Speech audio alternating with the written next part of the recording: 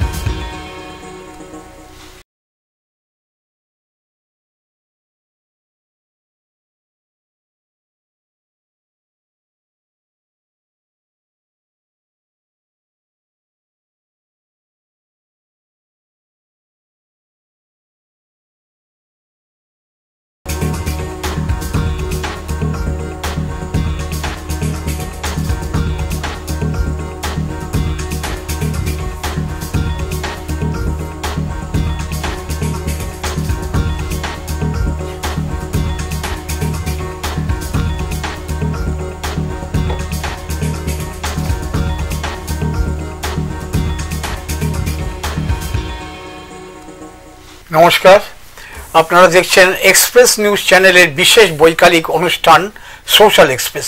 প্রত্যেক বুধবার ঠিক বিকেল 4টের সময় আমরা আপনাদের দরবারে এসে হাজির হই। আর আমাদের শহর দুর্গাপুর বা দুর্গাপুর চারপাশে বিভিন্ন ধরনের সামাজিক সংস্থা, কখনো ব্যক্তি মানুষও নানা ধরনের কাজকর্ম করে চলেছেন। সামাজিক কাজকর্ম মানুষজনের পরিষেবা দিয়ে চলেছেন নানাভাবে।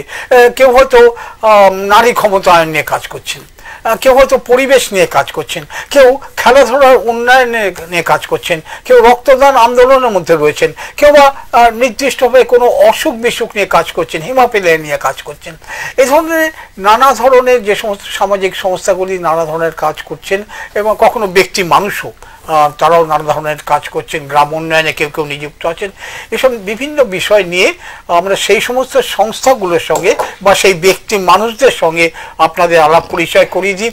দুটো কারণ, এক নম্বর তারা যে কাজ করছেন সেটা আপনারা জানুন, দ্বিতীয়ত হয়তো তারা যে কাজ করছেন সেই কাজে আপনি উৎসাহী, কিন্তু ঠিক জানেন না কোথায় গেলে সেই কাজে আপনি যোগ দিতে পারবেন, আপনি অংশ নিতে পারবেন। সুতরাং আমরা সেভাবেও সংস্থাগুলোর সঙ্গে আপনার সঙ্গে পরিচয় করিয়ে দিই যে আপনি যদি উৎসাহী হন, সেই সংস্থার কাজে যোগ দিতে চান, কোথায় কিভাবে যোগাযোগ করে আপনি দিয়ে যাতে মানুষের আরও বেশি সেবা হতে পারে। আজকে আমরা একটা বিশেষ অসুখ থ্যালাসেমিয়া আমরা আলোচনা করব। থ্যালাসেমিয়া বিষয়টি কি, কী ধরনের রোগ, কী তার লক্ষণ, কিভাবে বোঝা যায়, কী তার প্রতিকার, তার চিকিৎসা আছে কি না, কী করতে পারি, এই সমস্ত নিয়ে আলোচনা করব। এবং এই জন্য আজকে আমাদের অতিথি আছেন এই দুর্গাপুর থ্যালাসেমিয়া সোসাইটি। প্রসঙ্গত বলে রাখি, দুর্গাপুর থ্যালাসেমিয়া সোসাইটি আমরা বলছি সংক্ষেপে, অবশ্য এটা একটা বড় নাম আছে, সেগুলো আমরা আলোচনা করে নেব। তার কার্যকরী সভাপতি, এখন পদটা কার্যকরী সভাপতি হলো একদম দুর্গাপুর থ্যালাসেমিয়া সোসাইটির শুরুর দিন থেকে, আমি বলবো যে যেদিন থেকে এই আন্দোলনটা বা এই ব্যবস্থাটা শুরু হয় সেদিন থেকে যুক্ত আছেন আমাদের প্রিয় বন্ধু গোপী রঞ্জন বসু। আজকে অতিথি গোপী, অনেক অনেক ধন্যবাদ তুমি আমাদের স্টুডিওতে এই বিষয়টা আলোচনা করবার জন্য। আচ্ছা গোপী, সরাসরি জিজ্ঞেস করি, এক নম্বর, এই যে দুর্গাপুর থ্যালাসেমিয়া সোসাইটি, এটা কবে থেকে কি রয়েছে, মানে কবে থেকে কাজ করছে? আসলে একটু পেছন দিকে আমাদের যেতে হবে। মোটামুটি 1998-99 সালে, 1999 সালে আমরা যখন মিশ্র ইস্পাত কারখানায় কাজ করতাম, তখন আমরা একটা দুর্ঘটনা দেখেছিলাম, মৃত্যুর ঘটনা দেখেছিলাম এই থ্যালাসেমিয়ার গত কারণে। তারপর থেকে আমাদের মধ্যে মনে হয়েছিল যে আমরা যখন রিটায়ার করব, সুযোগ সুবিধা আমাদের সময় থাকবে অনেক, তখন আমরা এই ধরনের কিছু করতে পারি কি না।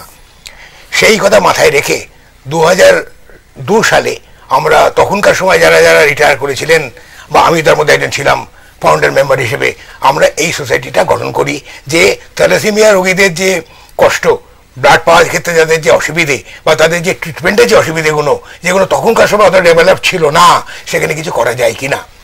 মেনলি এটা তখনকার সময় কিন্তু একটা ট্রেড ইউনিয়ন অ্যাক্টিভিটির মধ্যে ছিল। তখনকার সময় যারা ট্রেড ইউনিয়নে যারা ছিলেন পুরোধা, তারা কাইন্ড এগিয়ে এসেছিলেন, আর আমরা তো আছি, এগিয়ে এসে এই সোসাইটিটা ফর্ম করা হয়।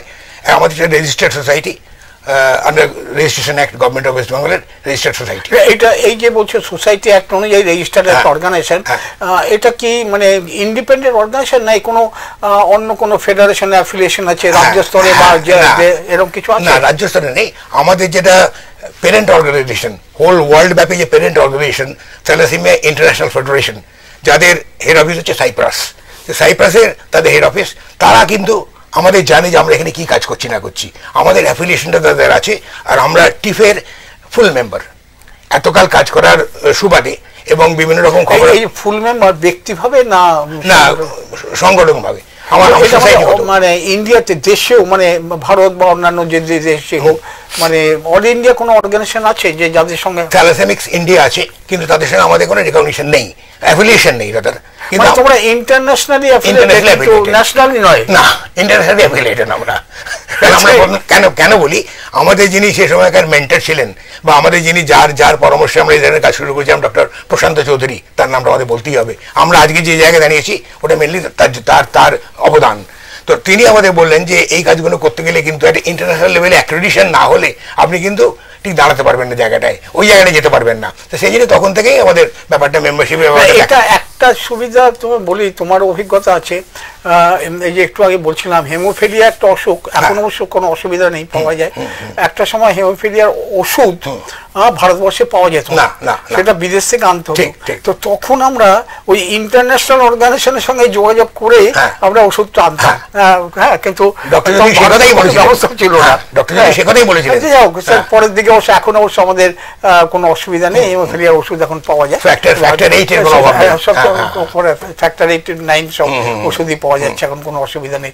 সেসব পরের কথা হবে। কিন্তু আমি অন্য একটা কথা চাই, প্রিয় দর্শকদের কাছে জানিয়ে রাখি যে আজকে আমাদের অতিথি গোপীরঞ্জন বসুর সঙ্গে আমি ব্যক্তিগতভাবে দীর্ঘকাল আমাদের কারখানার সহকর্মী ছিলাম, আমরা একসাথে কারখানায় থেকেছি, কারখানার বাইরেও আমরা একই জায়গায় থাকতাম দীর্ঘকাল। গোপী, তোমার মাথায় তুমি তো অন্য সামাজিক কাজকর্ম করতে, কারখানাতে খুব কম বেশি ট্রেড ইউনিয়ন বা অন্যান্য কাজকর্ম করতে, মাথায় এইটা এলো কি করে তুমি যে আমি এই থ্যালাসেমিয়া সোসাইটির সঙ্গে যুক্ত হব, সময় দেবো, কি কোন ভাবনা থেকে সঠিকভাবে এটা একটু দর্শকরা জানতে? আমি আগেই বললাম যে আমরা 1998 1999 ওই সময়ে আমরা অ্যালোস্টেলের আমাদের এক বন্ধুর সিনিয়র বন্ধু, তার ছেলের মৃত্যু দেখেছিলাম থ্যালাসেমিয়াগত কারণে। কারণ সেই সময় এই ট্রিটমেন্ট এবং ব্লাড পাওয়ার ব্যাপারটা এতটা আজকের মতো উন্নত ছিল না, তাকে কলকাতায় নিয়ে গিয়ে ব্লাড নিতে হতো, এখানে সেরকম সুবিধা ছিল না। তো আলটিমেটলি তাকে কিন্তু বাঁচানো যায়নি। তারপর থেকেই আমাদের মধ্যে একটা রেজলিউশন যে আমরা যখন সময় পাবো, সুযোগ পাবো, আমরা এই ধরনের সোসাইটি ফর্ম করবো এবং থ্যালাসেমিয়া রোগীদের সাহায্য করবো, চেষ্টা করবো। মানে আমাদের আজকের অতিথি গোপীরঞ্জন বসু শুরুর জীবন থেকেই নানা ধরনের সামাজিক কাজকর্মের সঙ্গে যুক্ত ছিলই। এখন বন্ধুর ছেলের এই অসুখ, পরে মৃত্যু তাকে গভীরভাবে নাড়া দেয়, আমি যেটা বলবো, এবং তার ফলে তিনি যুক্ত হয়ে পড়েন একদম শুরুর দিন থেকে। এই সোসাইটিটা পুরো নাম কি? তুমি যে আমাদের সোসাইটির পুরো নাম হচ্ছে Durgapur society for prevention of thalassemia and AIDS. আচ্ছা, আজকে আমরা অবশ্য এইডস নিয়ে আলোচনা করবো না, কিন্তু জরুরি কথা যেটা হচ্ছে এই যে প্রিভেনশন অফ থ্যালাসেমিয়া, এই শব্দটা খুব গুরুত্বপূর্ণ, এটা নিয়ে আমরা অনেকক্ষণ কথা বলবো। কিন্তু তার আগে আমাদের দর্শকদের জন্য এবং আমার ব্যক্তিগতভাবে ভালো করে জানতে চাই, থ্যালাসেমিয়া অসুখটা খুব সংক্ষেপে কি? থ্যালাসেমিয়া এই কথাটাকে যদি আমি ভাঙি, আমি একটু পেছন দিকে যাচ্ছি, থ্যালাসেমিয়া কথাটাকে যদি ভাঙি আমি দুটো ওয়ার্ড পাবো, একটা থ্যালাসা, একটা মিয়া। থ্যালাসা ইজ এ গ্রিক ওয়ার্ড। থ্যালাসা মানে হচ্ছে মাস অফ ওয়াটার, আর মিয়া মানে হচ্ছে রক্ত। এবারে সঞ্চালক মহাশয় আমায় জিজ্ঞেস করতে পারেন যে আপনি তো ভাই রোগ নিয়ে বললেন, তো মাস অফ ওয়াটারের গল্পটা করতে আসছে, জলটা করতে আসছে। এই জন্যই আসছে যে থ্যালাসেমিয়া রোগটা আজ থেকে 120-30 বছর আগে মেডিটেরিয়ান অঞ্চলে, ভূমধ্যসাগরীয় অঞ্চল থেকে এই রোগের সৃষ্টি হয়েছিল। কিন্তু ভূমধ্যসাগরীয় অঞ্চল থেকে যদি আমরা চিন্তা করি, তার মধ্যে কী আছে? টার্কি আছে, ফ্রান্সের পার্ট আছে, সাইপ্রাস আছে, ইটালি আছে, এইসব বিভিন্ন ভূমধ্যসাগরীয় অঞ্চল থেকে, ইউরোপের বেশিরভাগ দেশই বলতে পারি ভূমধ্যসাগরীয় অঞ্চল, সেখান থেকে শুরু হয়েছিল রোগটা, যার জন্য এটা নাম হয়েছিল থ্যালাসেমিয়া। এবং মিয়া মানে রক্ত, নো মিয়া অ্যানিমিয়া যেটাকে আমরা বলি, রক্তের অভাব। তো ওই রকম জায়গা থেকে শুরু হয়েছিল রোগটা, হচ্ছে রক্ত নিয়ে, রক্তের শরীর অভাব, যার জন্য তাকে রোগটার নাম হলো থ্যালাসেমিয়া। পরে সেটাকে কুলিজ অ্যানিমিয়া বলা হয়। ডক্টর কুলি একজন বিখ্যাত ডাক্তার ছিলেন, তার নামে এটা ডক্টর কুলিজ অ্যানিমিয়াও বলা হয়। তো থ্যালাসেমিয়া রোগটা মেনলি এটা কিন্তু ইনহেরিটেড ব্লাড ডিসঅর্ডার, মানে আমি আমার বাবা বা মার কাছ থেকে জন্মগতভাবে এটা এই ডিফেক্টটা পেয়ে আসছি। কি ডিফেক্ট একটু তাহলে আমাকে ডিটেলস যেতে হয়। আমার শরীরের ডিফেক্টটা কি? আমার ডিফেক্টটা হচ্ছে যে আমি হিমোগ্লোবিন তৈরি করতে পারি না। হিমোগ্লোবিন যে চেনটা আছে, আবার আমি হিমোগ্লোবিন কথাটা ভাঙি, হিমোগ্লোবিন কথাটাকে যদি ভাঙি কি পাবো? একটা হিম, একটা গ্লোবিন, একটা আয়রন, একটা প্রোটিন। এই যে চেনটা আছে আয়রন প্রোটিনের চেনটা, প্রতিটা সুস্থ মানুষের দেহে আয়রন প্রোটিনের যে চেন, এই চেনটা কিন্তু বাঁচে 120 দিন। 120 দিনের পরে চেনটা ভেঙে যায়, আমরা নর্মাল খাওয়া দাওয়া করি, আবার আমাদের হিমোগ্লোবিনটা স্ট্যান্ডার্ডাইজ হয়ে যায়। কিন্তু থ্যালাসেমিয়া রোগীদের ক্ষেত্রে যেহেতু তারা রক্ত তৈরি করতে পারে না, তাদের হিমোগ্লোবিন চেনটা তাড়াতাড়ি ভেঙে যায়। যারা বিটা থ্যালাসেমিয়া মেজর তাদের ক্ষেত্রে ভেঙে যায় 18 দিনে। এমনি যারা অন্যান্য যারা থ্যালাসেমিয়া আছে গ্রস্ত যারা আক্রান্ত যারা, তাদের ভেঙে যায় 25-30 দিনে। তাহলে আমার কি করতে হবে? যেই তার হিমোগ্লোবিন চেনটা ভেঙে গেল, তার হিমোগ্লোবিনটা ফল করলো, হিমোগ্লোবিন ফল করার সঙ্গে সঙ্গে অ্যালাইড আরও কিছু প্রবলেম তার চলে এলো, অনেক রকমের প্রবলেম চলে এলো। তখন আমাদের মতো এই সংস্থা বা যারা হসপিটালে থ্যালাসেমিয়া নিয়ে কাজ করেন তারা কি করেন? তারা কিছুটা ব্লাড দিয়ে তাকে হিমোগ্লোবিনটা আপ করেন। তাই কিছু ব্লাড ট্রান্সফিউশন করতে হয়, কারণ যেহেতু তার নিজের শরীরে ব্লাড তৈরি করার মতন ব্যবস্থা নেই এবং ওই ব্যবস্থাটা ভেঙে গেছে ডিফেক্টিভ জিনের জন্য। তার শরীরে যে ব্লাডের মধ্যে প্রধানত যেটাকে আমরা বলি লোহিত কণা, আরবিসি এইগুলো মিলিয়ে যে ব্লাড, মানে অন্য কম্পোনেন্ট গুলো তৈরি হয় কিন্তু আরবিসিটা করতে অসুবিধা হয় না, ব্লাডটাই তৈরি হয় না। আরবিসি তো কম হয়, তার আরবিসি তো কম হয় কারণ তারা তো অ্যানিমিয়া তাদের ব্যাপারটার মধ্যে আছে। এবারে এখানে প্রশ্ন আসবে যে আমি যেটা বললাম যে তাদের শরীরে একটা জেনেটিক ডিফেক্ট আছে। তো এবারে আমরা যদি একটু যদি জেনেটিক্স এর আলোচনা করি তাহলে আমরা কি পাবো না, হিউম্যান এতে শরীর মানব দেহে আমাদের ক্রোমোজোম কটা আছে, আমাদের ওই সায়েন্সে ঢুকতে হবে সামান্য। ক্রোমোজোম যেটা আছে আমাদের শরীরে সেটা 23 জোড়া ক্রোমোজোম। তো আমাদের 22 জোড়া ক্রোমোজোম নাম্বারড ক্রোমোজোম, সেগুলোকে বলা হয় অটোজোম। আর একটা হচ্ছে 23 নম্বর যে জোড়াটা তাকে বলে অ্যালোজোম, দ্যাট সেক্স ক্রোমোজোম, ওটা আমার দরকার নেই। তো এই যে 22 জোড়া ক্রোমোজোম আমাদের শরীরে আছে, প্রতিটা ক্রোমোজোমকে ঘিরে অসংখ্য জিন আছে। একজন সুস্থ মানুষের শরীরে মোটামুটি 20,000 থেকে 30,000 জিন আছে ওই 22 জোড়া ক্রোমোজোমকে ঘিরে। এবারে এই ক্রোমোজোম 22টা ক্রোমোজোমের মধ্যে যদি ক্রোমোজোম 11 বা ক্রোমোজোম 16, এই দুটো হচ্ছে রক্তের ব্যাপার নিয়ে আমাদের বিচার ভাবনা করে, তার শরীরে এইসবগুলো কন্ট্রোল করে। তার মধ্যে যে কোনো ডিফেক্টিভ জিন থেকে থাকে যেটা আমি আমার জন্মের সময় হয় বাবা নয় মার কাছ থেকে পেয়েছি, যার জন্য আমরা বললাম ইনহেরিটেড ব্লাড ডিসঅর্ডার। ইনহেরিট করছি, আমি আমার জন্মের সময় থেকে একটা ডিফেক্টিভ জিন আমার শরীরে পাচ্ছি, বাবার কাছ থেকে হয়তো পেয়েছি অথবা মার কাছ থেকে পেয়েছি। যদি আমি একটা করে পাই দেন তাকে আমাকে কি বলা হবে? থ্যালাসেমিয়ার বাহক, ক্যারিয়ার বলা হবে। আমি যদি দুটোই পাই আমি হয়ে গেলাম রোগী। এগুলো আমরা আরেকটু আসবো।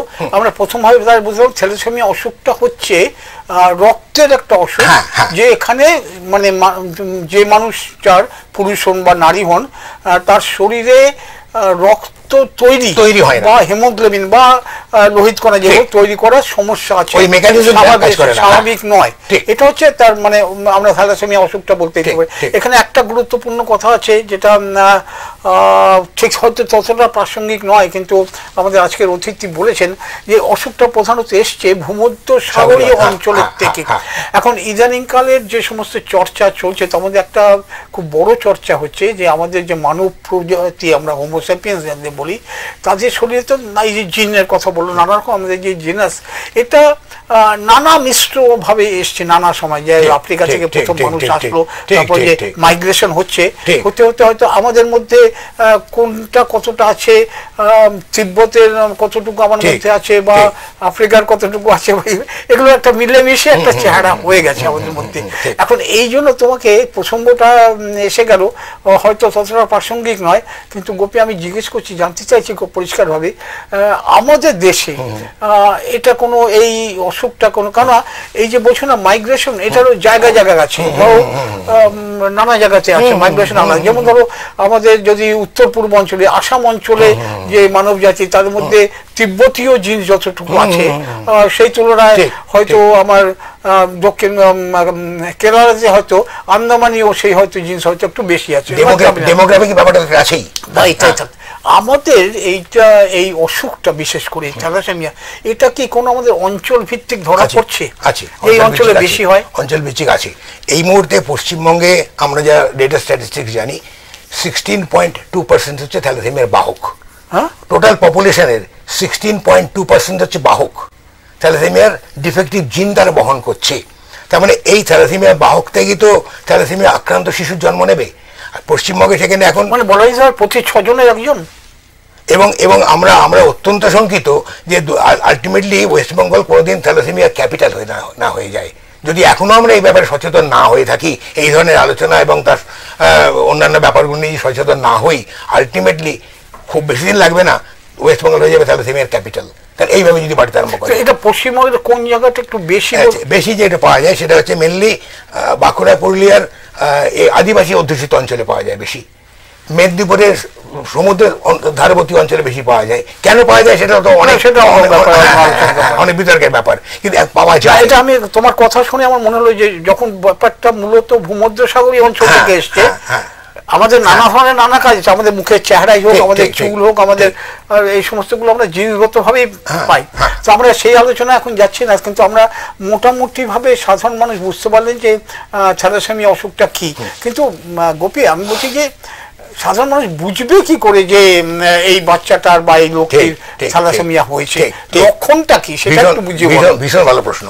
মোটামুটি জন্মের 18 মাসের পর থেকে, প্রতি বাচ্চার জন্মের 18 মাসের পর থেকে থ্যালাসেমিয়া যে আক্রান্ত হয় তার এগুলো সিমটমগুলো ফুটে ওঠে। তার আগে বোঝা যায়, তার আগে বোঝা যায় না। বিশেষ 18 মাসের পর দেখা যায় যে বাচ্চার পেটটা একটু বড় চেহারার তুলনায়, মুখটা একটা মঙ্গোলিয়ান শেপের হয়ে যাচ্ছে, চোয়ালটা একটু বড়, এই জায়গাটা একটু বড়, হাতগুলো লিক করছে, অল টাইম শরীরের টেম্পারেচার আছে, খাচ্ছে না, বাচ্চা খুঁত করছে।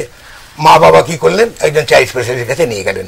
চাইল্ড স্পেশালিস্ট তাকে দেখলেন, দেখে হয়তো অসুখ জ্বরের জন্য একটা ওষুধ দিলেন, কমছে না। আবার অন্য কারোর কাছে গেলেন, তিনি বললেন একটা কাজ করুন তো, একবার এই টেস্টটা করে নিন। এটা একটা মঙ্গোলিয়ান শেপটা হয়ে যায়, এটা এইখানে কোনো চোয়ালগুলো উঁচু হয়ে যায়, যাতে থ্যালাসেমিয়া মেজর, বেটা মেজর যারা, তাদের ওই ওভার ফেসিয়াল মেজর বললে অবশ্য অনেক আলোচনা করবো। ধরো এমনি থ্যালাসেমিয়া আমরা 2 রকমের জানি, আলফা বিটা বলে। আলফা বিটা, তো এই মেজর বলছো, এটা মেজরের মধ্যে তার লক্ষণ, মানে কিছুটা ক্ষমতা আছে, লক্ষণগুলো ভীষণভাবে ফুটে ওঠে। লক্ষণগুলো মেজর, লক্ষণগুলো দেখলে বোঝা যায় নাকি এরকম যে ভিতরের যে মানে রক্ত উৎপাদন ক্ষমতাটা একটু কম, বেশি অনেক কম তার কারণ সেটা আবার করতেই পারে না। তাহলে আমাদের লক্ষণগুলো যদি হয় যে একটা বাচ্চা সন্তান হওয়ার পর 18 মাস কিছু বোঝা যায় না, তারপরে যদি দেখা যায় যে তার মুখটা অনেকটা কি বলবো মঙ্গোলিয়ান, মানে চাইনিজ, জাপানিজ, আমরা সাধারণভাবে যেন বলি এরকম চেহারা, মুখটা দেখা যাচ্ছে, পেটটা একটু ফুলে যাচ্ছে, আর হাত দুটো রোগা শরীরের তুলনায়, অল টাইম শরীরে টেম্পারেচার মেনটেন করছে, খাওয়া দাওয়া করছে, কোনো গ্রোথ নেই, শরীরের মধ্যে কোনো গ্রোথ নেই, হবে কোত্থেকে? তার হিমোগ্লোবিনটা তৈরি হচ্ছে না। আমার গ্রোথের যে কারণ এইটা হয় কি, এই লক্ষণগুলো আমাদের দর্শকরা খেয়াল রাখবেন যে 18 মাস বাচ্চা হয়ে যাওয়ার পরে খেয়াল রাখবেন যে খেতে চাইছে কিনা, খাবার দিকে মন আছে কিনা, পেটটা ফুলে যাচ্ছে কিনা, মুখটা একটু জাপানি টাইপের হয়ে যাচ্ছে কিনা, দুর্বল, মাঝে মাঝে জ্বরও হয়। এই সময়টা একটু খেয়াল রাখতে হবে। অন্য একটা জিনিস প্রায়শই ভুল হয়ে যায় গোপী, তোমার অভিজ্ঞতা বলবে, আমি আমার অভিজ্ঞতার কথা বলি। ডাক্তারবাবুদের কাছে ডাক্তারবাবুরা প্রথম অসুখটা ধরে নেন, ওই মিয়াটা থাকে কিন্তু থেলাটা থাকে না, অ্যানিমিয়া হয়েছে, এবং সেখানে দিয়ে দেওয়া হলো আমাদের যেটা আছে আয়রন ট্যাবলেট। সেটার কি সর্বনাশ হয়, সেটা তুমি প্রচন্ড সর্বনাশ হয়। তার শরীরে যেহেতু তৈরি হয় না বলে তাকে যদি এক্সট্রা অ্যাডিশনাল আয়রন অ্যাডিশন করি, আয়রন লোডিং শরীরে বাড়বে।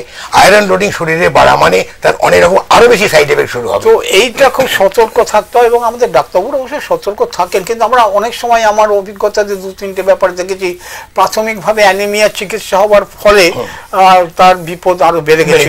তো দর্শকরা সেদিক থেকে একটু সতর্ক থাকবেন। আমরা মোটামুটি লক্ষণগুলো জানলাম। গোপী, এই অসুখটা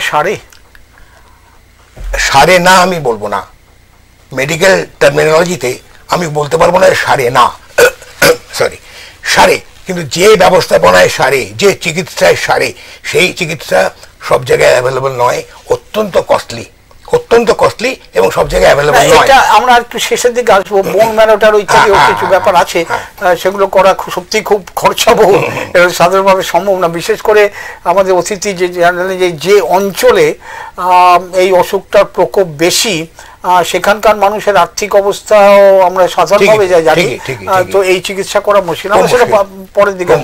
সাধারণভাবে যদি না সারে, মানে খানিকটা সুস্থ রাখার জন্য কি প্রয়োজনীয় ব্যবস্থা আছে? একজন থ্যালাসেমিয়া রোগী যদি তাকে ঠিক মতো আয়রন ব্লাড ট্রান্সমিশন করে ঠিকঠাক রাখতে হয়, তার সঙ্গে কি করতে হবে?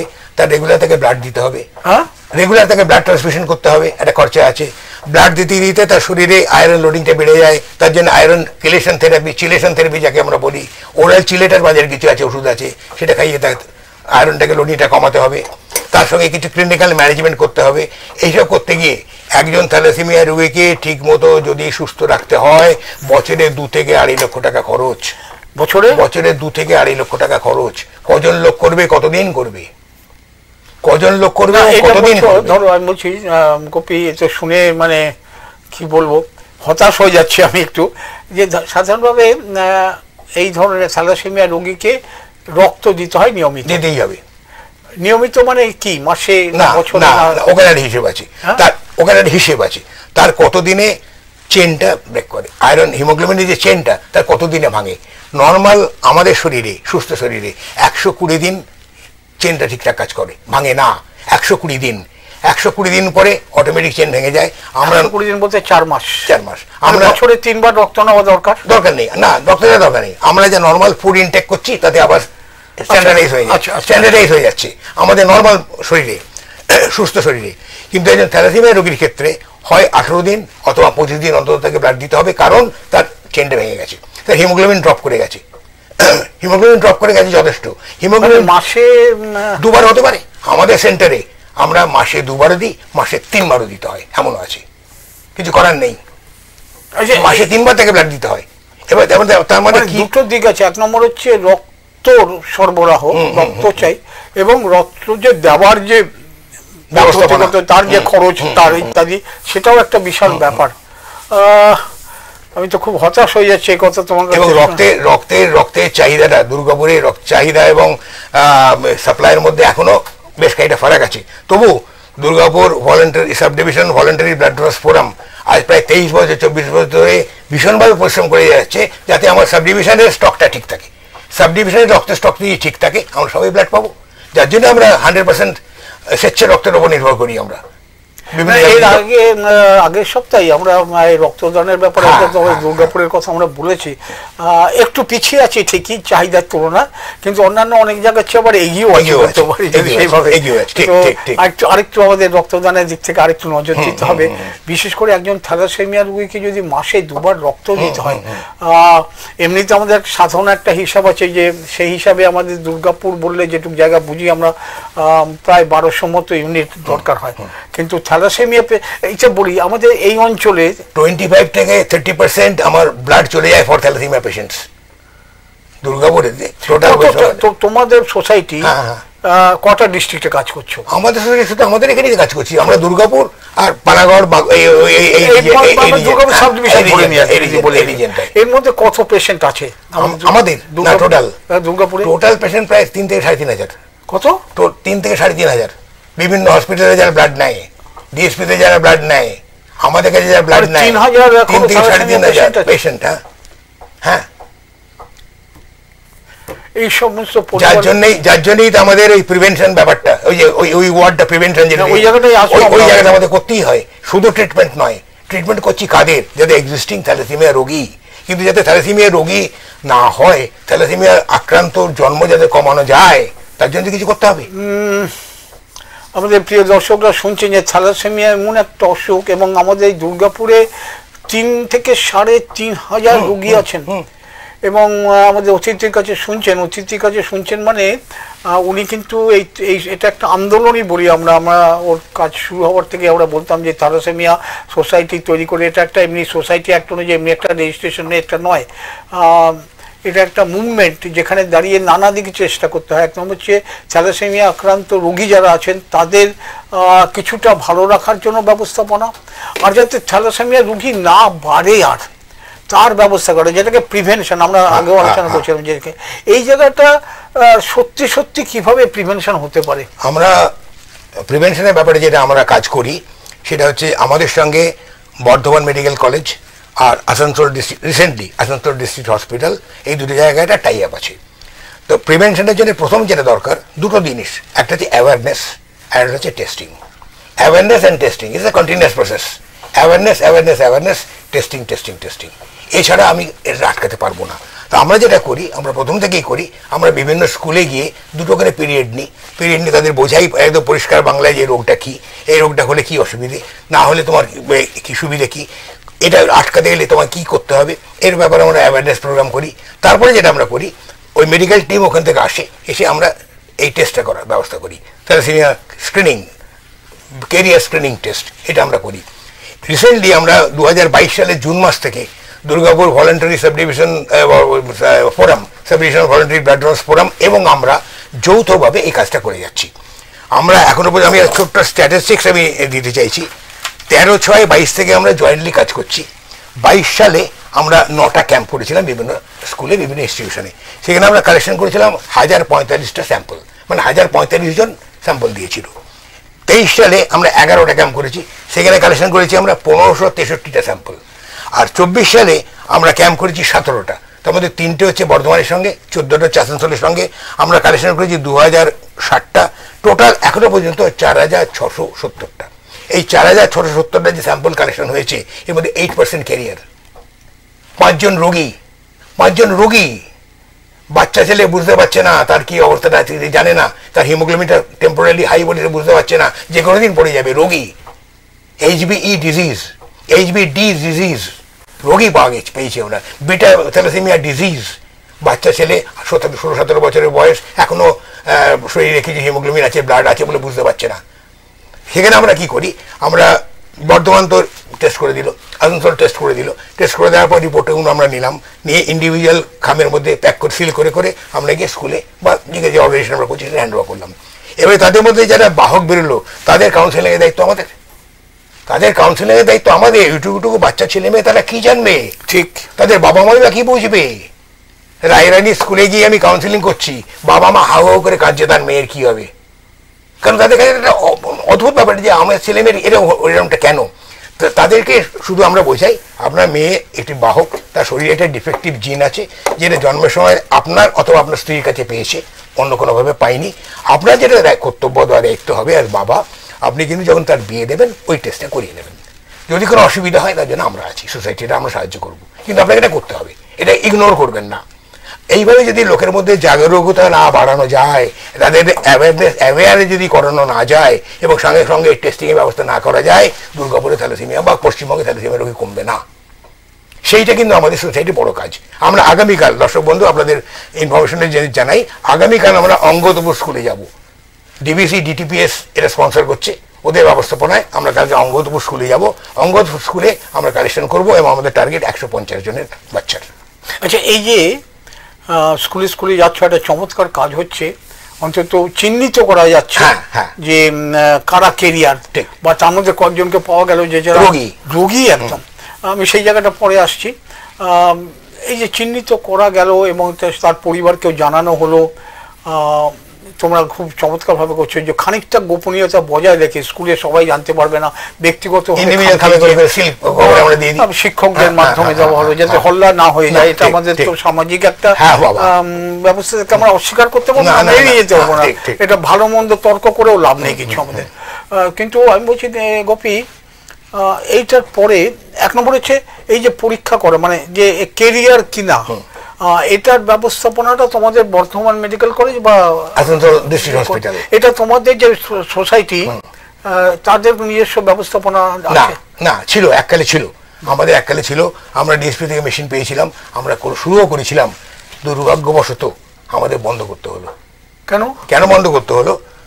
এখনো পর্যন্ত দুর্গাপুরে ঠিক সেই ধরনের সাড়া জাগানো যায়নি যে আমার বিয়ের আগে ছেলে মেয়ের টেস্টটা করিয়ে নি, বিয়ে হোক না হোক অন্তত টেস্টটা করিয়ে নি। টেস্টটা কখন করাবেন? জন্মের 18 মাসের পর থেকে যে কোনো সময় যে কোনো সময় একটা সিম্পল টেস্ট করে নিন, এর জন্য কোনো খালি পেট ভরা পেট কোনো কিছু। এইটা একটু জানতে চাই, তুমি এটা বললে অবশ্য যে 18 মাসের আগে লক্ষণগুলো পাওয়া যায় না, করে লাভ নেই। লক্ষণের পরে পরীক্ষা, ধরো পরীক্ষাটা মানে জন্মের সঙ্গে সঙ্গে হতে পারে কিনা, তখন তো পাওয়া যাবে না, 18 মাস না হলে তো গ্রো করবে না। আমি যে প্যারামিটার নিয়ে কাজ করি, হিমোগ্লোবিনের যে প্যারামিটারগুলো আমার দরকারি টেস্টের জন্য, প্রথম হচ্ছে ফিটাল হিমোগ্লোবিন, হিমোগ্লোবিন এফ, তারপর অ্যাডাল্ট হিমোগ্লোবিন, হিমোগ্লোবিন এ, তারপর হচ্ছে A2। না, একটা অন্য বলছি তোমাকে, আমার ঠিক মনে পড়ছে না, তুমি ওকে বল নিশ্চয়ই এই ব্যাপারে। ধরো সন্তান গর্ভে আসার পরে কিছু কিছু পরীক্ষা বেরিয়েছে এই যে যার দ্বারা তখনই তার কিছু কিছু অসুখকে নির্মূল করবার একটা চেষ্টা হচ্ছে। ঠিক ঠিক ঠিক ঠিক ঠিক। পরীক্ষাটার নাম হচ্ছে সিভিএস, কোরিওনিক ভিলাস স্যাম্পলিং, যেটা গর্ভবতী মায়ের 7 মাস বা 7 সপ্তাহ বা 8 সপ্তাহের মাথায় এই টেস্টটা করা যায়। সিভিএস এ করে কি হয়, প্লেসেন্টা থেকে একটু টুকরো নিয়ে নেওয়া হয়, অথবা অ্যামনিওসেন্টেসিস, যে অ্যামনিওটিক ফ্লুইডের মধ্যে বাচ্চারা বড় হচ্ছে সেখান থেকে একটু অ্যামনিওটিক ফ্লুইড তুলে নিয়ে অ্যামনিওসেন্টেসিস করা হয়। দুটোই খুব প্রিসিশন টেস্টিং, এবং এই টেস্টিং সব জায়গায় হয় না এবং একটু কস্টলি, 20 থেকে 25,000 টাকা।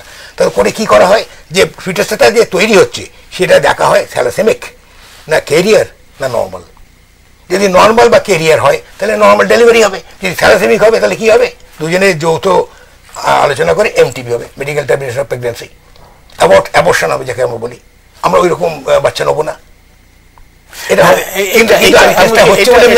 কিছুটা সুবিধা আমি বলছি যে এই ব্যবস্থাটা, কিন্তু কিন্তু কিন্তু 20 থেকে 25,000 টাকা খরচ, সব জায়গায় অ্যাভেলেবল নয়। হোপফুলি বর্ধমান মেডিকেল কলেজে শুরু হতে চলেছি, যদি গভর্নমেন্ট লেভেলে শুরু হয়, আমাদের এই রিজনের কথা বলছি, অনেক কিন্তু তাদের কস্টিংটা মানে কোনো কস্টিং। আমি ধরো অন্যভাবে বলছি, ধরো কিছু কিছু জায়গায় ওই প্রিভেনশনের জন্যই একদম শিশু অবস্থায়, এমনকি গর্ভবতী মাকে কিছু কিছু ইঞ্জেকশন দেওয়া হয়, কিছু কিছু ব্যবস্থাপনা করে যাতে তার বাচ্চার পরবর্তী ক্ষেত্রে অসুখগুলো না হয়। আমি বলছি যে এখানে কিন্তু আমাদের যারা কম্পালসারি যে বিশেষজ্ঞ যারা লোক আছেন, তাদের কাছে যখন কোনো গর্ভবতী মা যাচ্ছেন ফার্স্ট ট্রাইমস্টারের পরে, তাই যখন টেস্টিং করে তাকে আমি এই টেস্টটাও দাও, যে তুমি থ্যালাসেমিয়া টেস্টটা করে নাও, আমি এটাও করে নাও, এটা কিন্তু তাদের দায়িত্ব, ওই ডাক্তারবাবুর দায়িত্ব। এটা একটা বড় ব্যাপার। যদি আমরা কেরিয়ারের জন্ম না হয়, মানে শুনতে খারাপ লাগবে কিন্তু দর্শকরা জিনিসটা বুঝবার চেষ্টা করুন। প্রিভেনশনের অন্যান্য ব্যবস্থাপনা ওরা করছে, আমরা শুনবো সে কথা, যে যদি সন্তানকে আমরা জানতে পারি গর্ভে আসার পরেই একটা যে এই সন্তান থ্যালাসেমিয়ার কেরিয়ার, সেক্ষেত্রে তার আজকালকার যা ব্যবস্থা আছে আমরা যেটাকে বলি সেরকম আমরা করতে পারি। তাহলে কেরিয়ার রেখে চলবো না, কেরিয়ার তো ডেলিভারি হবে, কেরিয়ার যদি পাওয়া যায় কোনো অসুবিধা নেই, শুধু ডেলিভারি হবে না কখন যদি থ্যালাসেমিক হয় বাচ্চাটা, বাচ্চা অলরেডি থ্যালাসেমিয়াগ্রস্ত হয়ে পড়ে আছে, কেরিয়ার হলে তো কোনো অসুবিধা নেই।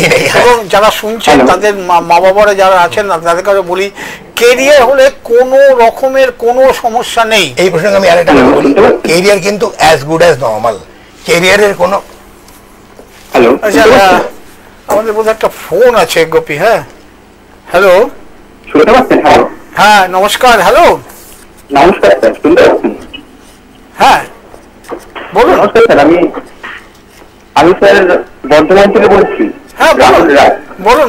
হ্যাঁ, আপনাদের প্রোগ্রামটা দেখছি স্যার, এই মুহূর্তে প্রোগ্রামটা খুব ভালো চলছে এবং আপনারা যে প্রোগ্রামটা করছেন এটা বর্তমানে খুব গুরুত্বপূর্ণ একটা বিষয় বলে আমি মনে করি, এবং এটা আরো বিশেষভাবে যদি এই পরের লাইফটাতেও করা যায়, মানে এটা খুবই গুরুত্বপূর্ণ দিক। এখন অনেকেই এই ব্যাপারে ইচ্ছা করে জানেন আর কি। সুতরাং এই ব্যাপারে যদি ভালো করে বলা যায় তাহলে লোকেদের আরো এই ব্যাপারটাকে ভালো করে অ্যাওয়ারনেসটা বেড়ে যাবে। আপনি ঠিকই বলেছেন, আপনাকে অনেক ধন্যবাদ আমাদের অনুষ্ঠান দেখছেন এবং এই ব্যাপারে কথা বলছেন। আসলে আমাদের প্রচেষ্টাটা একটাই হচ্ছে যে রোগ প্রতিরোধ কিভাবে করা যায়, রোগ মানুষকে সচেতন করাতে চাই যে এই ব্যবস্থা করলে পরে অনেক কঠিন রোগ আমরা সামাল দিতে পারি। দেখুন ধরন আলাদা, কিন্তু একটা সময় তো আমরা যক্ষা রোগকে ভীষণ ভয় পেতাম, কুষ্ঠ রোগকে ভয় পেতাম। আজকে তো আমাদের প্রচেষ্টাতেই, আমাদের বৈজ্ঞানিক, সরকার, প্রশাসন সকলের ব্যবস্থাপনাতেই আজকে আছে। সুতরাং এই রোগটাকেও সরানো যাবে যদি মানুষ সচেতনভাবে এবং এই আমাদের যারা কাজ করছেন গোপীবাবুরা তাদের পরামর্শ অনুযায়ী যদি চলেন, এইটা কিন্তু প্রতিরোধ করা যাবে, অনেকটা কমে যাবে, যেটা খুব আশঙ্কাজনক এখন। এবং আমাদের অতিথি আরও আশঙ্কা প্রকাশ করলেন যে 16% এরকম কেরিয়ার, আর সেটা হয়তো আরও বেড়ে যেতে পারে। কিন্তু আমরা বলছি কমে যাওয়ার জন্য আমরা কি কি করবো সেই কথাটা অতিথির কাছে বলি। আপনাকে অনেক ধন্যবাদ।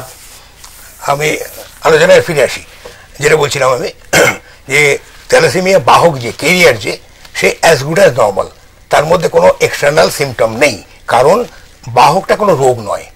বাহক যে হচ্ছে তার শরীরে একটা ডিফেক্টিভ জিন আছে যেটা সে জন্মগতভাবে পেয়েছে, আর কিচ্ছু নেই, সে নর্মাল লাইফ লিড করছে। আমি 3 জনের 4 জনের 5 জনের নাম বলতে চাই। জিনেদিন জিদান, ফ্রান্সের যিনি ওয়ার্ল্ড কাপের ক্যাপ্টেন ছিলেন, তিনি বাহক। পিট স্যাম্প্রাস, বিখ্যাত টেনিস প্লেয়ার, তিনি বাহক। আমার অমিতাভ বচ্চন বাহক। এই নামগুলো বলার পিছনে একটা কারণ, আমি প্রিয় দর্শক আপনারা যারা আছেন, এই ওদের যে প্রচেষ্টা স্কুলে স্কুলে যে পরীক্ষা করে কারা বাহক সেটা চিহ্নিত করা, তাদের মা বাবারা যদি শুনে থাকেন অনুষ্ঠান, তাহলে তাদের কাছে বলছি বাহক হওয়াটা কিন্তু, বাহক যদি হয় বিন্দু মাত্র চিন্তা করবেন না, কোনো রকম কিছু নেই। একজন বাহক পৃথিবীর সেরা মানুষ হতে পারে যে কোনো বিষয়ে, যে কোনো দিকে, কোনো ব্যাপার নেই, কোনো অসুবিধা নেই। সতর্ক থাকতে হবে, শুধু দেখতে হবে, শুধু দেখতে হবে সে যখন বড় হবে আর একজন বাহকের সঙ্গে যেন প্রেফারেবলি বিয়ে না হয়। এবারে এমনি একটা ফর্মুলা আছে, সাধারণ ফর্মুলা, একজন বাহক একজন নর্মাল বিয়ে হলো, সেখানে কি হতে পারে, অফস্প্রিং যারা আসবে, বাচ্চারা যারা আসবে, 50% বাহক হবে, 50% নর্মাল হবে, কোনোভাবেই থ্যালাসেমিয়াগ্রস্ত হচ্ছে না। এবারে একজন বাহক একজন নর্মাল, একজন নর্মালি বিয়ে হলো, কোথাও কোনো অসুবিধা নেই। এবারে দুজন বাহকে যদি বিয়ে হয় কোনো কারণে, যদি দুজনেই থ্যালাসেমিয়া বাহক হয়, সেক্ষেত্রে বিয়ে হলেই যে বাচ্চা থ্যালাসেমিয়াগ্রস্ত হবে এরকম নয়। 25% ক্ষেত্রে নর্মাল হবে বাচ্চা, 25% ক্ষেত্রে রোগী হবে, 50% ক্ষেত্রে কেরিয়ার হবে। তার মানে দুজন বাহকে বিয়ে হলেও 75% ক্ষেত্রে রোগী হচ্ছে না, হচ্ছে শুধু 25%। কিন্তু ওই 25% কে কোন ভাগে পড়বে মায়ের পেটে যখন জানবো আমরা চিকিৎসাবিদ্যা এটা আজ করতে পারছি না, এখন পর্যন্ত আমরা এটা না। সেই জন্য কি আমাদের কি করতে হবে, যে একবার 1.5 ml ব্লাড শরীর থেকে দিয়ে একবার আমার স্ট্যাটাসটা দেখে নেওয়া। এটা যদি দেখে নি, ধরুন আমি বলছি যে আমার একটু আগে আমাদের সঙ্গে আমার সঙ্গে আজকের অতিথির আলোচনা হচ্ছিল, আমার প্রেশার আছে কিনা, তার মানে আমার প্রেশার নেই, আমাকে বলছে প্রেশার নেই, মানে প্রেশার না থাকলে তো কি করে হবে, প্রেশার আছে স্বাভাবিক, এটা আমি মাঝে মাঝে পরীক্ষা করাই। ধরুন আমার সুগার আছে কিনা, আমি সুগার নেই, বলে সুগার নেই আপনার, সুগার আছে কিন্তু স্বাভাবিক আছে কিনা সেটা দিয়ে আমি পরীক্ষা করাই। তো সেভাবেই আবার এই অসুখটা আছে কিনা, ওই অসুখটা আছে কিনা, এটা তো পরীক্ষা করাই যেতে পারে। এবং তাতে তো কি বলবো, তাতে সংকোচের কি কারণ আছে, তো আমি পরীক্ষা করিয়ে নিলাম যে ভাই আমার দেখো তো এই অসুখ আছে নাকি, তো সেটার এবং ব্যবস্থাও আছে, এবং সেটা খুব খরচাবহুল নয় এখন বলতে স্বাস্থ্যের মধ্যে। আমার তো পরীক্ষা হবে একটি পরীক্ষা, যে আমার শরীরে ডিফেক্টিভ জিনটা আছে কিনা। তো এইটা পরীক্ষা করিয়ে নেওয়ার জন্য আমি তো আবেদন করব আপনাদের সকলের কাছে, যে দেখুন যদি ঠেকাতে হয়, একটা থ্যালাসেমিয়া সোসাইটি কিন্তু এই সমস্তটা ঠেকাতে পারবে না যদি না সাধারণ মানুষ সচেতনভাবে, কিছু তো ব্যাপার না, খালি ব্যাপারটা হচ্ছে ভাই একটু টেস্ট করে দিন, আমি কি এটা বাহক, আমি যদি বাহক হই ভাই আমি বিয়ের সময় একটু ভাবনা চিন্তা করে আরেকজনের ভয় করবো। তো এটাতে আচ্ছা একজন লোকের পরীক্ষা করে দেখা গেল প্রেশার, বলে ভাই আমার কিন্তু প্রেশার আছে। এবং এটাও বলছি অন্তত চিকিৎসাবিদরা বলছেন যে সে যাই বলুন, মানে হৃৎপিণ্ডের অসুখই বলুন বা সাধারণ আমাশা বলুন, এগুলো কিন্তু বহু ক্ষেত্রে দেখা গেছে সেই প্রকৃতপক্ষে বংশগতির। বিভিন্ন ডাক্তাররা একটা বিবরণ নেওয়া যায় যে আপনার পরিবারে কারো আছে নাকি, মামার দিকে, কাকার দিকে, জ্যাঠার দিকে। তো এগুলো নিয়ে অত ঘাবড়ে যাবার কিছু নেই, কিন্তু এটা আমাদের সহায়তা করতে হবে। গোপী আস্তে আস্তে সময়টা কমে যাচ্ছে, কিন্তু অনেক কথা আছে, হ্যাঁ অনেক কথা এখনো বলতে হবে আমাদের। এই যে থ্যালাসেমিয়া সোসাইটি তোমরা কাজ করছো, দেখতে দেখতে 25 বছর হয়ে গেল, 23 বছর চলছে, 24 বছরে পড়লো হয়ে গেল। তো তোমরা কোথায়, তোমাদের কাজকর্মটা হয় কোথায়? আমাদের সোসাইটির যেটা মেন অফিস, আমাদের নিজস্ব একটা ছোট্ট সেট আপ আছে, সেটা হচ্ছে প্রান্তিকাতে A2 হেলথ সেন্টার, যেটা পুরনো ছিল দুর্গাপুর স্টিল প্ল্যান্টের health centre, A2 health centre, যার সামনে হচ্ছে আমাদের এই হসপিটালটা, লায়ন্স ক্লাব আই হসপিটাল। আমরা যদি পাঁচ মাথা মোড়টা একটু দূরে হয়ে গেল, Prantika bus stand, Lions club eye hospital, তারপরে A2 health centre. A2 health সেন্টারের ভেতরে আমাদের দুটো ঘর আছে, নিজস্ব সেট আপ আছে, আমাদের নিজস্ব বেড আছে, আমাদের ডাক্তারবাবুরা আসেন, ভলেন্টারি সার্ভিস দেন, নার্সিং স্টাফ আছেন, ভলেন্টারি সার্ভিস দেন, প্যাথো অ্যাসিস্ট্যান্ট আছেন, ভলেন্টারি সার্ভিস দেন, আর আমরা তো আছি। না, এখানে কি কি কাজ হয়? এক নম্বর হচ্ছে যদি রোগীরা যারা আছেন সেখানে তাদের প্রয়োজনীয় ব্লাড যেটা দেওয়া হয়, আমরা ট্রান্সফিউশন বলি যেটা, সেটা করা হয়, ট্রান্সফিউশন করা হয়। সেটা এখন মোটামুটি দৈনিক কজন করে হয় তোমার? দৈনিক বলে না, সপ্তাহে আমরা করি, মোটামুটি মাসের হিসাব বা বছরের হিসাব, মোটামুটি মাসে আমরা আমাদের ট্রান্সফিউশন হয় 20 থেকে 25টা, 20-25 পাউচ ব্লাড আমাদের লাগে মাসে, পিআরবিসি। এটা তোমরা কোত্থেকে আনো ব্লাডটা? আমাদের ব্লাডটা আসে আজ 2003 সাল থেকে Bidhannagar sub divisional hospital blood bank থেকে। এখন ব্লাড সেন্টার বলা হয়, আগে ব্লাড ব্যাংক বলা হতো। সেখান থেকে আমাদের ব্লাড আসে এবং আমরা অত্যন্ত কৃতজ্ঞ ডক্টর নন্দীর কাছে, যিনি তখনকার সুপারিনটেন্ডেন্ট নন্দী। আমাদের আজ পর্যন্ত ব্লাডের কোনো রকম অসুবিধা হয়নি।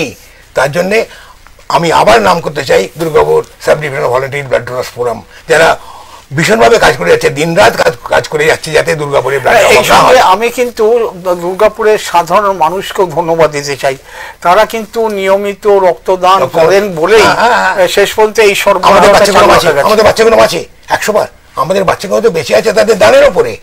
এটা আমি অন্য এইটা দানের ওপরে কথাটা একটুখানি আমি বলছি যে তাহলে 20-25 জন যদি মাসে আমাদের এটা রক্ত সরবরাহ হচ্ছে, আমাদের ধন্যবাদ তো নিশ্চয়ই সবাইকে দিতে হবে, করে সন্দেহ নেই। এছাড়া আর কি কাজ করো তোমরা? বলি এবারে রক্তের ব্যাপারে যখন আমার সঞ্চালক প্রশ্ন করলেন, আমি এটা কথা বলি। আগে আমরা হোল ব্লাড নিয়ে কাজ করতাম, তখন আমাদের কোনো উপায় ছিল না, দুর্গাপুরে হোল ব্লাড ছাড়া উপায় ছিল না, আমরা তাই করতাম। কিন্তু বছরখানেক হলো আমরা পিআরবিসি পাচ্ছি। পিআরবিসি মানে প্যাকড রেড ব্লাড সেল। তার মানে ওই ব্লাডটাকে আসানসোলে পাঠিয়ে দেওয়া হয়। আসানসোলে গিয়ে সেখানে আমার কম্পোনেন্ট সেপারেশনের ব্যবস্থা আছে। কম্পোনেন্ট সেপারেট করে থ্যালাসেমিয়া রোগীদের জন্য শুধু হিমোগ্লোবিন, হিমোক্রেটস, মানে একটা প্যাকেটে যদি 300 ml থাকে তাহলে 60% হিমোক্রেট, মানে হিমোগ্লোবিন আছে তার মধ্যে, আমরা সেটা নিয়ে আসি, আমাদের সেটা দেয়, আমরা বাচ্চাদের ট্রান্সমিশন করি। বাচ্চাদের ট্রান্সমিশন শুধু হিমোগ্লোবিন ট্রান্সমিশন করাতে তাদের গ্রোথ ভালো হয়, তাদের অন্যান্য অসুবিধাগুলো কম দেখা যায়। যেহেতু হোল ব্লাডে যেসবগুলো মাইক্রো এগ্রিগেটস বা লিউকোসাইটস যেগুলো ছিল, যেগুলো শরীরে ঢোকার সম্ভাবনা থাকে, সেগুলো প্যাকসেলে নেই, যাদের প্যাকসেলের দ্বারা রোগীরা অনেক ভালো থাকে। এই প্যাকসেলটা আমরা কিন্তু আসানসোল থেকে নিয়মিতভাবে পাই। এছাড়া এটা গেল আমাদের ব্লাড ট্রান্সমিশনের ব্যাপারটা, যেটা আমাদের রেগুলার করতে হয়।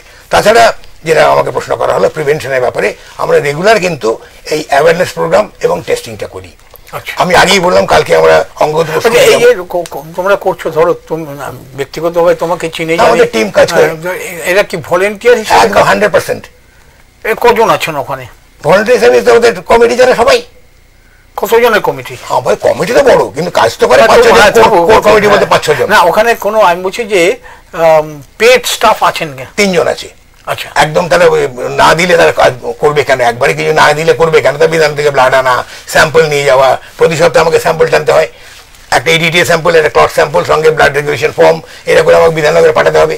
তারা 5 রকম টেস্ট করবে, সবাই যা করা হয় টেস্ট করে তারা দেবে। আমাদের ছেলেরা আছে, তারা ব্লাডটা নিয়ে আসবে, আমাদের ডাক্তারবাবু এলেন, আমাদের নার্স দিদিমণি এলেন, ব্লাড চললো।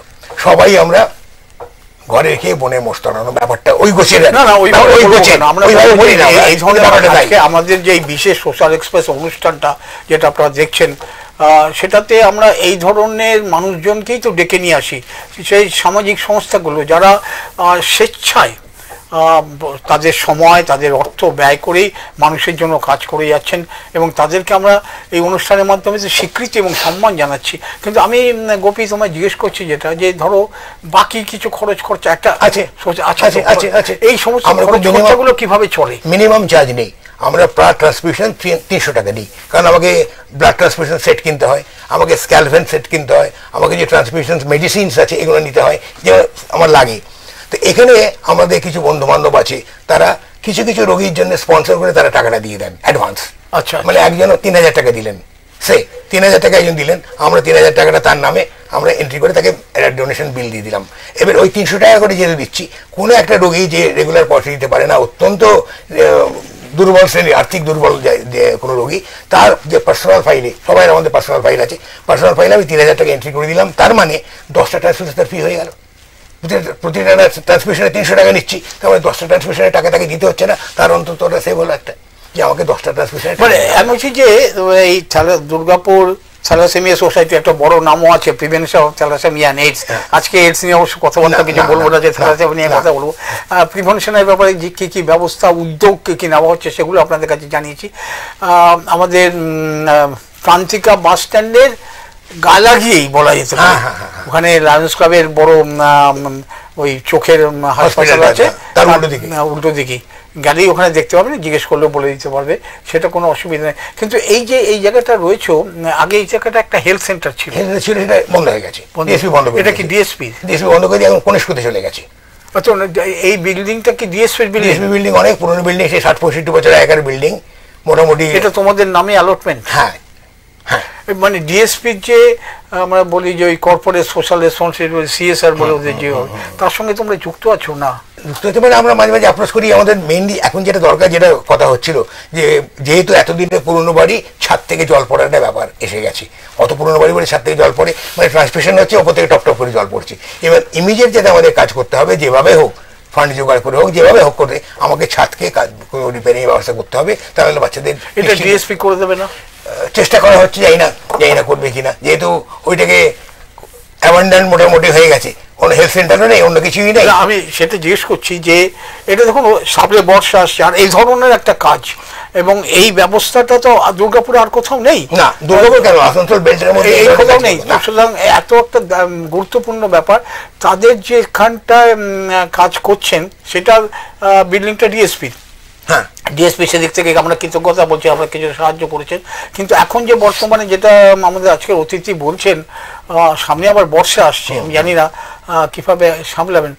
তো এক হচ্ছে ডিএসপি নিজস্ব, তো আমরা জানি ডিএসপি নানা ক্ষেত্রে সাহায্য করেন এই ধরনের সামাজিক সংস্থাগুলোকে, সেগুলো যোগাযোগ করছে। তোমরা কি অন্যান্য কারো কাছে ডিএসপি ছাড়া, ধরো এখন দুর্গাপুরে নানা ধরনের সংস্থা আছে, তাদের সঙ্গে যোগাযোগ করেছে? আমরা এই মুহূর্তে ডিএমসি কে রিকোয়েস্ট করেছি, ডিএমসির তরফ থেকে তারা ইন্সপেকশন করেও গেছেন, ম্যাডাম লোক পাঠিয়েছিলেন।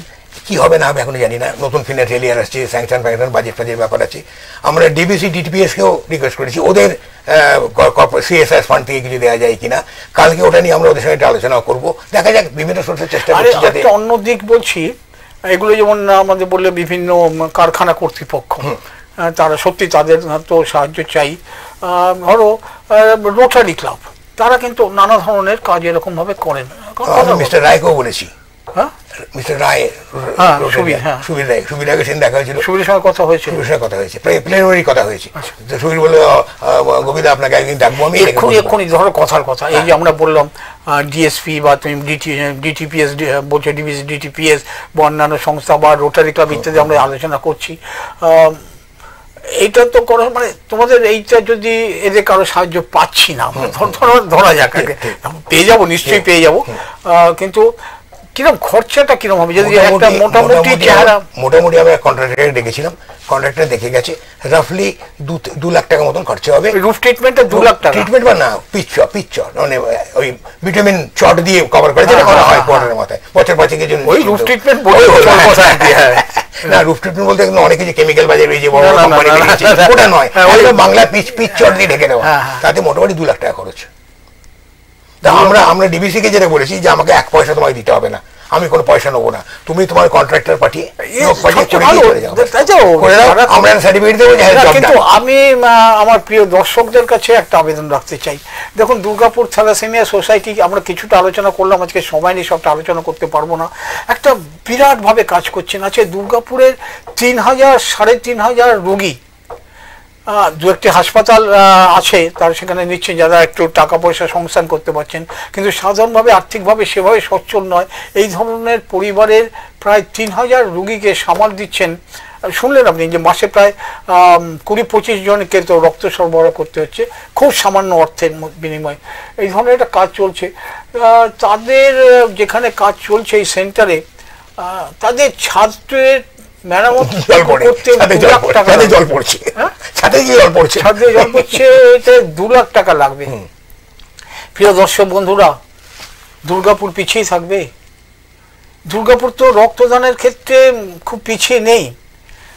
তাহলে এই 2 লাখ টাকা কি দিয়ে আমরা কি যারা আজকে থ্যালাসেমিয়া রোগী যারা থ্যালাসেমিয়া চিকিৎসার ব্যবস্থা করছেন, যারা থ্যালাসেমিয়া প্রতিরোধের জন্য আন্দোলন করছেন, লড়াই করছেন স্বেচ্ছাসেবক হিসাবে, তাদের সমর্থনে এগিয়ে এসে এই 2 লাখ টাকা তুলে দিতে পারবো না? আমরা আমাদের চ্যানেলের তরফ থেকে, ব্যক্তিগতভাবে আমার তরফ থেকে আপনাদের কাছে আবেদন করছি, এগিয়ে আসুন, যে যেরকম পারেন। এরকম তো কোনো নিয়ম নেই।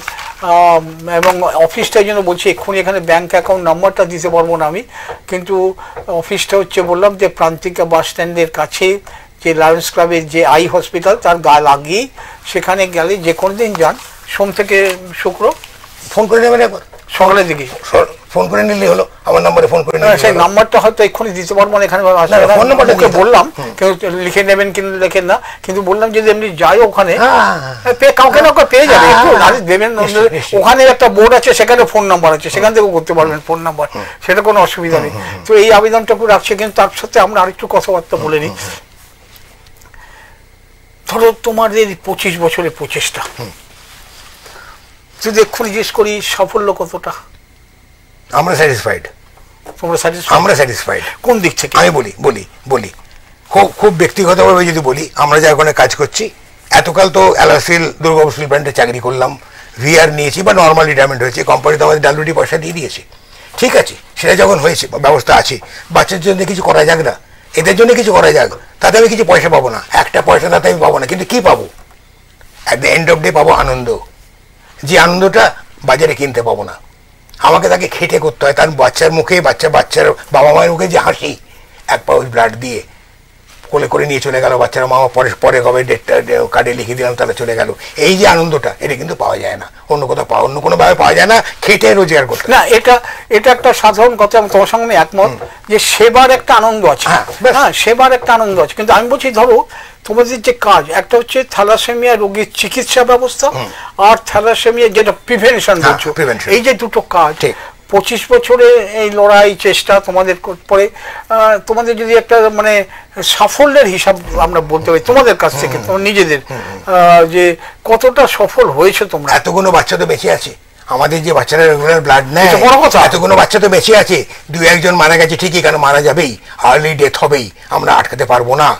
এখনো বাচ্চা বেঁচে আছে, 40-42 বছরের মহিলা, প্রথম বিয়ে হওয়ার পর থেকে তিনি 20 বছর ধরে ব্লাড নিচ্ছেন, তিনি তো বেঁচে আছেন, তার 42 বছর বয়স আছে। আচ্ছা, এই যে বলছি, দেখো শুনতে একটু খারাপ লাগে, বেঁচে আছেন শব্দটা, তিনি ভালো আছেন, হ্যাঁ বলছি যে একটু সরাসরি জিজ্ঞেস করি গোপী, ধরো যে এই রোগী আক্রান্ত ছেলেমেয়েরা, ছোটরা, তারা স্বাভাবিক পড়াশোনা বা চাকরি বাকরি কাজকর্ম ইত্যাদিতে করতে পারেন? একদম রেগুলার যদি তাদের নমুনা দাও, বলি তাদের এটা সাফল্যের হিসাব। একদম রেগুলার যদি ব্লাড ট্রান্সফিউশন করা যায়, এমএসসি জিওলজিতে ফার্স্ট ক্লাস, এ নেগেটিভ তার ব্লাড গ্রুপ বেঁচে আছে, এমএসসি জিওলজি এ নেগেটিভ ব্লাড গ্রুপ বেঁচে আছে, কিন্তু আমাদের একটা ফোন আছে এক দর্শকের, আমরা একটু কথা বলে নিই। নিশ্চয়ই। আচ্ছা, আমাদের হাতে সময় খুব কমে যাচ্ছে, ফোনটাও হয়তো দিতে পারবো না। হ্যাঁ, আমি বলছি যে এ নেগেটিভ অত্যন্ত সেই রেয়ার ব্লাড বলবো, কিন্তু আমি বলছি তার মানে আমাদের সাফল্যের যদি হিসাব করি, আরো আসছি, শুধু সময় কিন্তু খুব কমে যাচ্ছে, সাফল্যের হিসাবটা নেব। ঠিক আছে, সে বেঁচে আছে এখনো, বিএসসি করে জিওগ্রাফি অনার্স নিয়ে এমএসসি করেছে নজরুল ইউনিভার্সিটি থেকে। প্রিয় দর্শক, আজকে আমরা আলোচনা করছিলাম থ্যালাসেমিয়া অসুখটা নিয়ে। অসুখটা কি তার লক্ষণ, কিভাবে প্রতিরোধ করা যায়, কি তার চিকিৎসা ব্যবস্থা, চিকিৎসা কতটা সারে কি সারে না, কতটা সুস্থ থাকা যায়, এবং 25 বছরে দুর্গাপুরে থ্যালাসেমিয়া সোসাইটির যে আন্দোলন এবং তার বর্তমান অবস্থা, আমি একটা আবেদনও করেছি যে 2 লাখ টাকা দেখে আমরা তুলে দিতে পারি কিনা সবাই মিলেও, কিন্তু সাফল্যের ইতিহাসও কিছু কম নেই। একজন থ্যালাসেমিয়া রোগী এমএসসি পাস করছেন, ফার্স্ট ক্লাস পেয়েছে জিওলজিতে, একজন থ্যালাসেমিয়া ভদ্রমহিলা ঘর সংসার করছেন স্বাভাবিক অন্য 5 জন গৃহবধূর মতো। তো এ তো খুব আনন্দের ব্যাপার বলতে হবে। সেদিক থেকে একটা দিক সেবার একটা যে আনন্দ, সেটা আলাদা গোপী, কিন্তু আমি বলছি যে এই যে কাজটা করছি তার ফলে যে মানুষের উপকার হচ্ছে এবং অনেকটা স্বাভাবিক, আমি বলবো সবটা হয়তো সম্ভব না, কিন্তু অনেকটা স্বাভাবিক জীবন যাপন করতে পারছে, দীর্ঘ আয়ু হচ্ছে, হয়তো তারা এইটা না পেলে হতোই না। তো আচ্ছা, অনেক কথা হলো গোপী, অনেক কথা রয়ে গেল। এখন আমরা যদি বিএমটি যদি যাইনি, মানে কিভাবে আমরা সেটা আরো কিছু আলোচনা করতে হবে, যাইনি এখন আমরা অন্য আরেকদিন বসবো, ঠিক আছে, অন্য আরেকদিন বসবো, আরো কিছু কথা বলবো আমরা প্রিয় দর্শকদের কাছে। আজকে ছুটি নেওয়ার আগে আপনাদের জানিয়ে রাখি যে প্রত্যেক বুধবার ঠিক বিকেল 4টের সময় কিন্তু আপনাদের দরবারে হাজির কোনো না কোনো বিষয় নিয়ে। সামনের বুধবার ঠিক এই বিকেল 4টেতে আপনাদের কাছে আসবো একেবারেই অন্য একটি বিষয় নিয়ে। এই যে এখন সর্বত্র ভারত জুড়ে ক্রিকেট ক্রিকেট ক্রিকেট, এই ক্রিকেট যে চলছে এটা কোথায়, দুর্গাপুরের কি হাল, হকিকত কি অবস্থা, এই নিয়ে বিখ্যাত ক্রিকেট কোচ শিবনাথ সিং এর সঙ্গে আমরা বসবো আগামী বুধবার বিকেল 4টেতে। অবশ্যই উপস্থিত থাকবেন। আজকে ছুটি, আমাদের অতিথিকে অনেক ধন্যবাদ। অনেক কথা হলো না, সত্যি বিষয়টা এত বড় না, অনেক বড় বিষয়, তবে যতটা পারলাম আমরা চেষ্টা করলাম কিছুটা করতে। আমি চেষ্টা করেছি, দর্শক করছোই। অনেক অনেক ধন্যবাদ, আপনাদেরও ধন্যবাদ। আবারও অনুরোধ করছি থ্যালাসেমিয়া রোগীক্রান্ত মানুষদের সুবিধার জন্য যেটুকু পারেন অর্থ সাহায্য করুন। আপনারা যে কোনো দিন আসুন, আমাদের প্রান্তিকা বাস স্ট্যান্ডের খুব কাছেই এই সেন্টারে। আজকে ছুটির গোপে অনেক অনেক ধন্যবাদ, তুমি এসছো বলে আপনাদের ধন্যবাদ। নমস্কার।